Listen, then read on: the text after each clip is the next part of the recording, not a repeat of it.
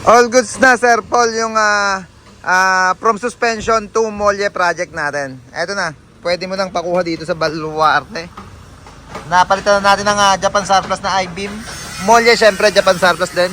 Gearbox, Japan Surplus. Yan yung mga pinapalitan pag nagko-convert tayo ng from suspension to molye. Eto nga, nasira kasi yung dati nilang nakakabit. Kaya diretso pagawa na. Diretso na ng Sir Paul dito, pinatowing nun sa kanyang tractor head na boom. Na with boom. Yan. Speaking of tractor head, puntahan kaya natin dali. Puntahan ko. Pakita ko sa inyo. Pinaka-convert na kasi ni Sir Paul yon from old pace to new pace na super great. Pakita ko muna. Ayan na siya. Yan, ito na siya ngayon mga kabisyo. 3 steps, syempre original na Japan Surplus yung ginamit natin na bumper dyan.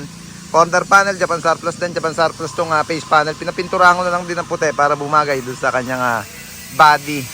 Yan, ulitin ko mga kabisyo. From old face to new face. Pakita ko yung picture nung bago natin himasin to. Ito yung picture niyan mga kabisyo.